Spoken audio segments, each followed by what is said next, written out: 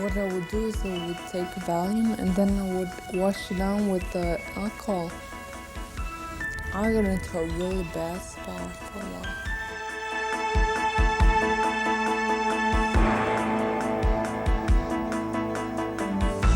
People with disabilities have to be extra careful to avoid becoming addicted to drugs or alcohol.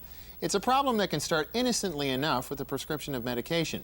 Today, we'll take a look at how that can lead to dependence and serious consequences. You're watching DNET, the Disability Network. I'm Joe Coughlin. And I'm Susan Pettit. Accessible taxis are finally becoming more common across the country. Today, we'll be looking at a controversial proposal to use them as ambulances. And for people who use power chairs or scooters, we have advice on how to pick the right batteries to get through this cold winter. First, here's this week's roundup of disability news. The NDP has launched a campaign to elect more disabled persons, women, visible minorities, and natives in the next federal election. The decision was announced by party leader Audrey McLaughlin last week at a party council meeting in Ottawa.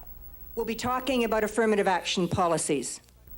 Under the plan, the NDP is seeking to nominate women in 50% of all federal ridings in the next election. Disabled persons and other designated groups would be nominated in 15% of the ridings.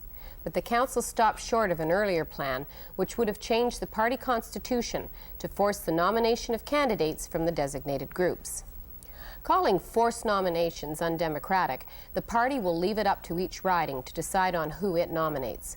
The plan will include cash incentives of up to $5,000 to enable candidates to run.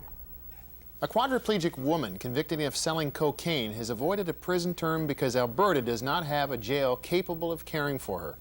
Patty Lynn Lee pleaded guilty to trafficking in cocaine. The usual sentence is a mandatory jail term between 2 and 3 years. But her lawyer argued that no prison in the province can provide the 24-hour special care that Lee requires. The judge, citing practical and compassionate grounds, sentenced Lee to 2 years probation and 200 hours of community service. A blind man who was taken for a wild 15-minute ride through Montreal on the hood of a taxi has filed a $70,000 lawsuit against the cab company and the driver. Ronald Pelche and his wife Christine, who is also legally blind, called the Diamond Taxi to take them to a dog show where they were to demonstrate the use of guide dogs. But the suit states when driver Malizio Suzanne arrived at their apartment building, he refused to let them get in the cab and locked the doors. After a short argument, Pelche hopped onto the front fender of the car to wait for the replacement cab Suzanne had told him would come. And he said, "No way, I'm leaving." And in an effort to stop him, I sat on the fender of the car, and to my great surprise, he took off and drove me partly around NDG on the hood of his vehicle. After a hair-raising 15-minute ride, Suzanne stopped at a Montreal police station where he tried to lay charges against Pelche. Researchers at Hydro-Quebec and Bell Canada have jointly developed an invention that will make it easier for people with cystic fibrosis to treat themselves. It's called a physio partner. Ray Fichaud reports. 1,000 cystic fibrosis patients in Quebec go through this twice a day. It's called clapping. Without this therapy, CF patients can suffocate from fluids trapped in their lungs. Clapping is usually administered for up to 2 hours a day by a family member or a physiotherapist. But not anymore. This machine allows cystic fibrosis victims to treat themselves. It was invented jointly by researchers at Hydro-Quebec and Bell Canada. This device will provide an autonomy for the patient and more so, or as much so, for the parents, because they will be able to leave themselves of their twice daily chore. The machine is called the Physio Partner. It's the only one of its kind in the world. People with cystic fibrosis say it'll change their lives. You want to go to a movie, okay, and your parents want to go to a celebration. So both won't go to a celebration or a movie if they need to do the clapping. Because if you need to do the clapping at 1 a.m. when you come back, well, it's too late. Everyone is tired and everything, so one can really change his life because he does whenever he wants to do it. The invention may also be useful in treating other maladies. It can also be applied for other illnesses like asthma or bronchitis, which probably cover maybe a person in 200. Hydro-Quebec and Bell donated the rights to manufacture the new machine for just $1. It'll be made by a Saint Laurent firm and will sell for about $600 when it goes on the market sometime next spring. Ray Fichot, CBC News, Outremont. And that's this week's roundup of disability news. Ahead on DNet, people with disabilities and over-medication, educating the professionals.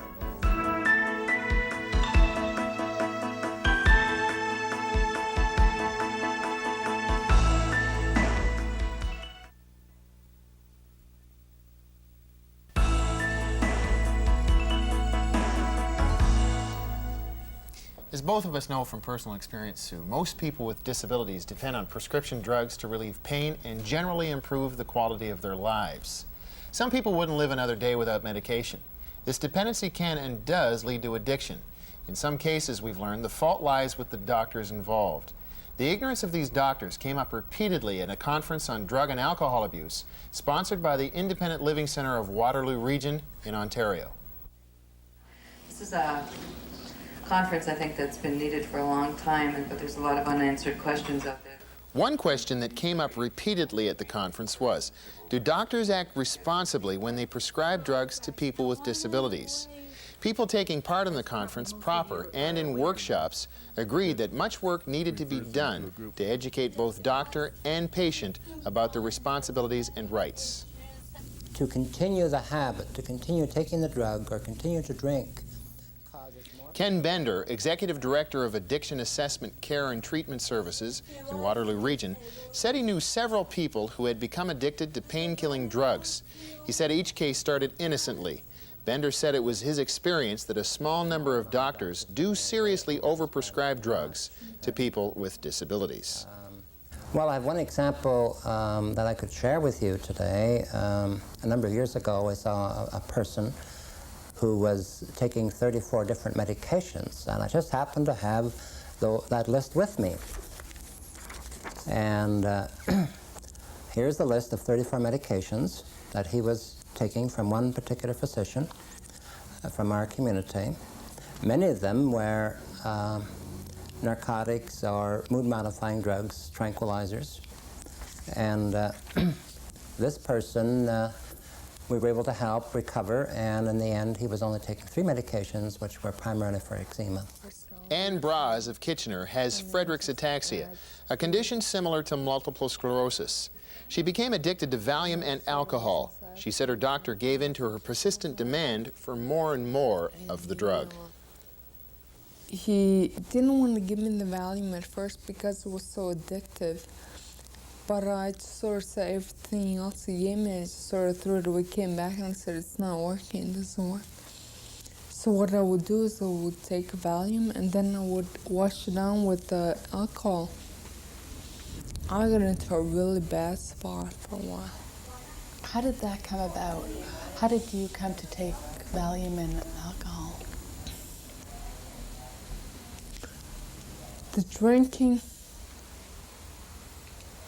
Let me see. All sorts of problems arise.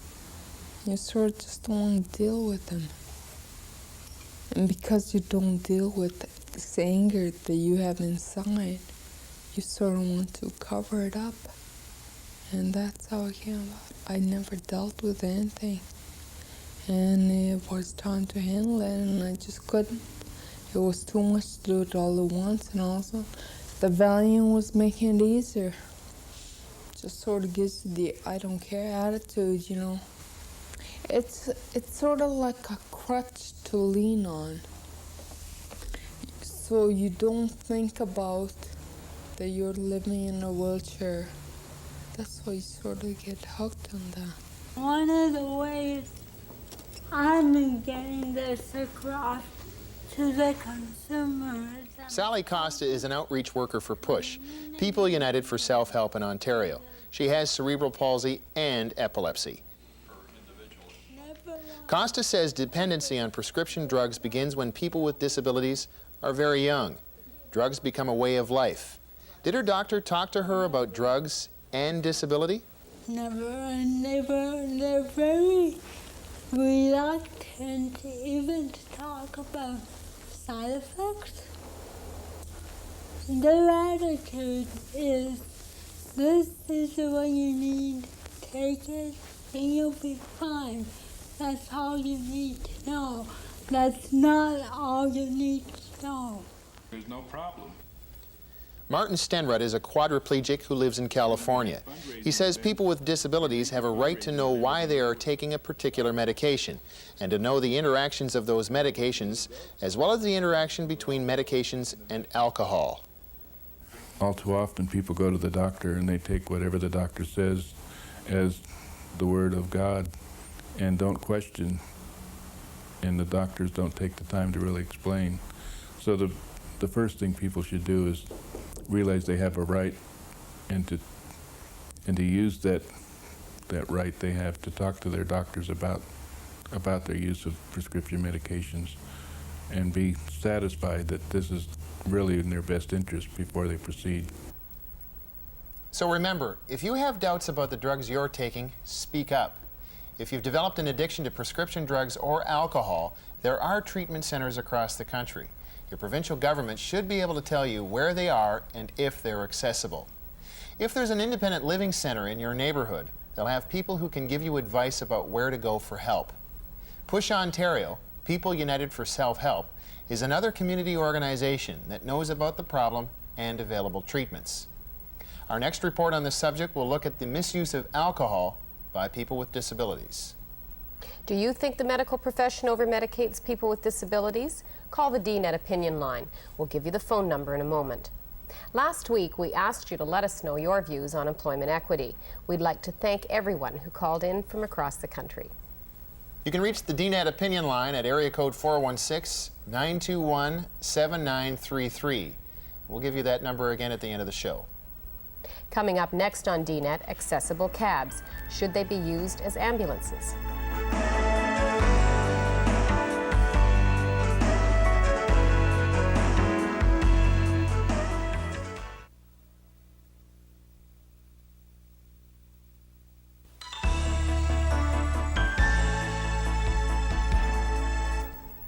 Wheelchair-accessible cabs are now answering calls from disabled customers in many parts of the country, including Ontario. When they're not busy serving people in the community, should they be used as an alternative to ambulances? There are approximately 30 accessible taxi firms now established in Ontario. Discussions have been held with the Ministry of Health regarding the use of these services by accessible taxis for hospitals, nursing homes, and other health-related facilities. This program is a viable alternate delivery mechanism, which can address the growth in non-emergency patient transport. This transportation service has the possibility to reduce the Ministry of Health's costs by approximately $1 million annually. The idea is being resisted by the Ministry of Health, apparently more on technical grounds than for any other reason. We spoke with Lloyd Pollock, who operates Celebrity Taxi. What particular needs does this sort of taxi service fill? It meets a number of needs. Those that are within a disabled community or otherwise that want a taxi on an ad hoc basis and they're not able to phone and plan ahead 3-4 days in advance and try and obtain the Wheel-Trans service. And then there's the hospital and nursing home side of the business that we're going into, and that is where we can augment the service that is now being provided by the ambulance.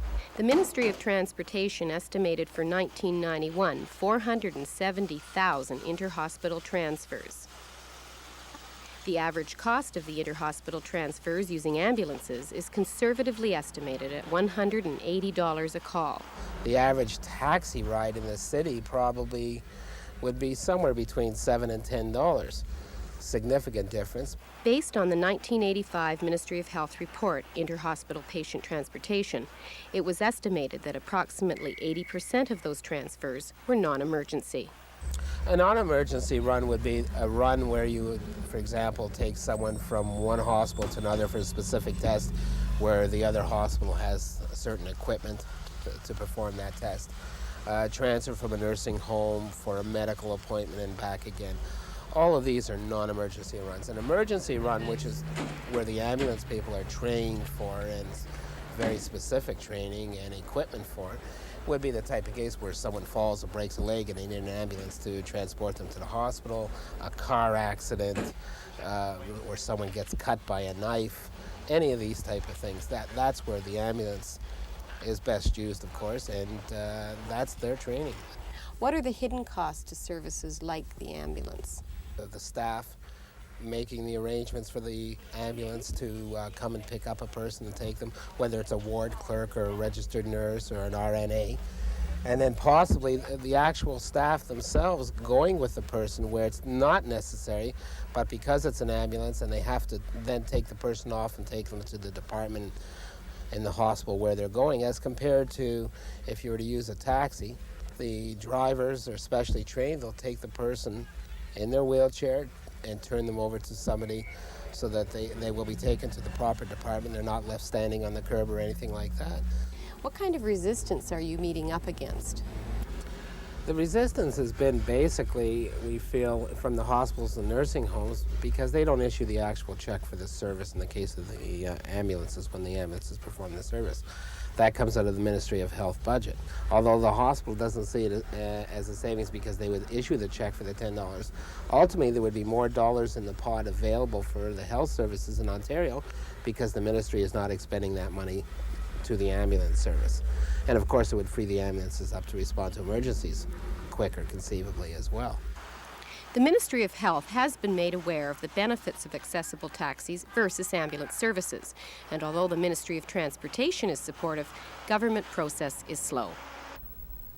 As we said, Celebrity Taxi is only one of 30 companies running accessible cabs in Ontario. Celebrity is located in Toronto. Another company, Easy Access in Peterborough, does provide services for one of the city's hospitals, St. Joseph's, and the regular cab fare comes out of the hospital's budget. The publication of language guides on disability terms seems to be having some impact on the media. Insensitive words and phrases aren't popping up as much in the editorial section of newspapers or news and current affairs programs, but they're still around, particularly in other areas such as arts and sports.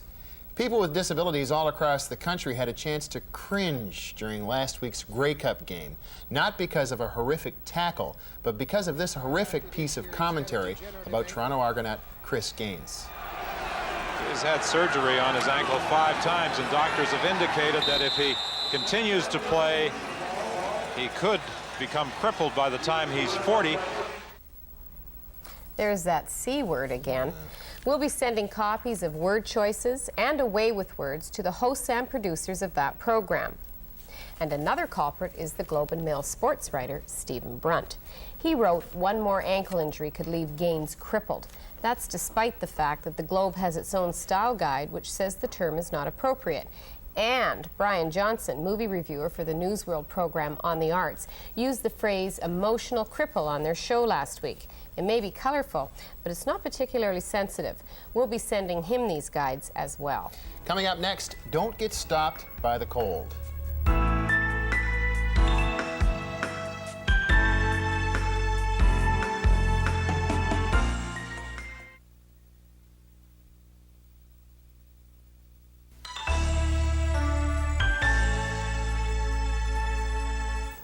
Welcome back. Sue, we've been getting quite a few letters from all across the country. That's right, Joe. Some people have written in with questions looking for information, and others have written in with stories about their personal experiences. This letter is from Alla Parker. She works with the MS Society in Scarborough, Ontario, and uses a scooter.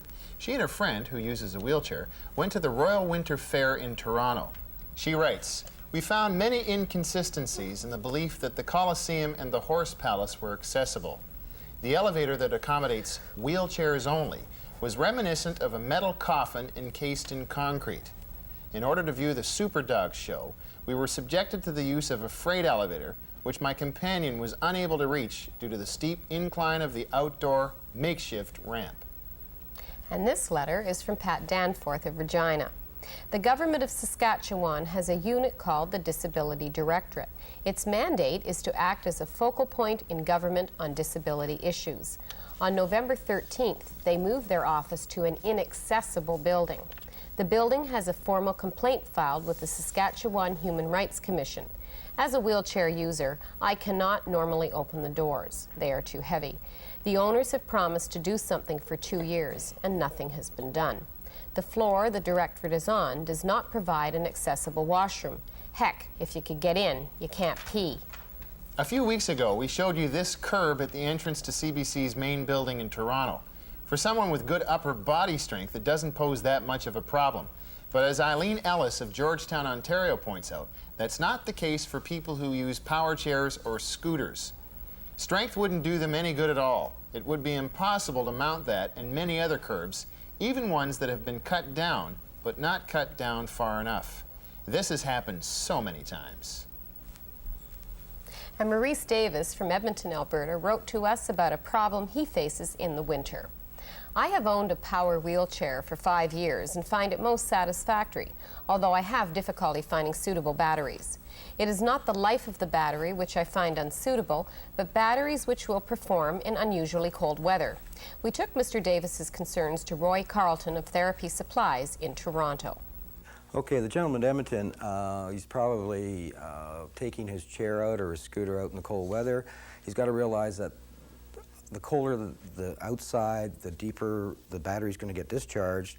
And at night, he should either take the batteries inside the house, okay, and if he has to leave it outside, he should get himself a battery warmer. Okay, you can get it from an automotive store. He puts it around the batteries, he plugs it in. It keeps the batteries warmer, especially out in Edmonton, because I've been to Edmonton and I know most of the cars have to have battery warmers.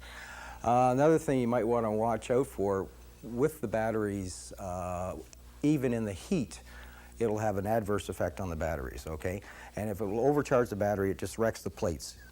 The thicker the plates, the more reserve capacity you're going to have in your batteries, okay? So you have to look at whatever you're being prescribed. You should say, okay, how long am I going to be using this chair? Am I going to go out and am I going to use it a long time? Try and maybe upgrade the battery size, okay? A lot of chairs will come with a U1, a smaller battery. This might be perfectly satisfactory for some people. However, if you're outside all the time and you're using it a lot, and if you have a lot of things on your chair, you might want to go to a 22.5, which has more capacity, or even a Group 24, which even has more capacity in the battery. So what kind of battery would you suggest using then overall? I would go with a lead acid battery, okay? And the reason being is that you can maintain it, you can get a thicker plate in it, but a lot of people are being given gel cell batteries, okay, because of transportation problems. They're given this type of battery because they want to take it in the car, or they want to take it on a plane or something like that.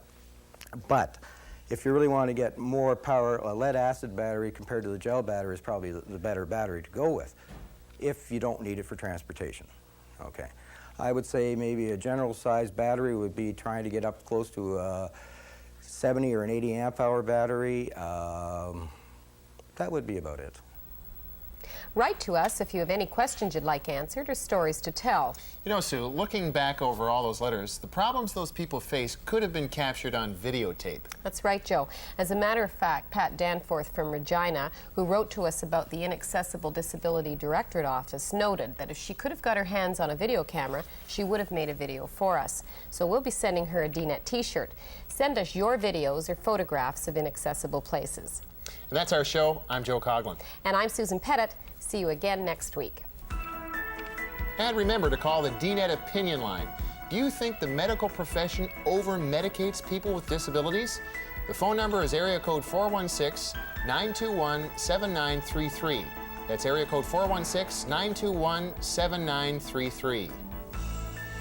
Or, if you'd prefer to write to us, our address is the Disability Network, CBC, Box 500, Station A, Toronto, M5W1E6. That's the Disability Network, CBC, Box 500, Station A, Toronto, M5W1E6. Our fax number is area code 416-975-5636.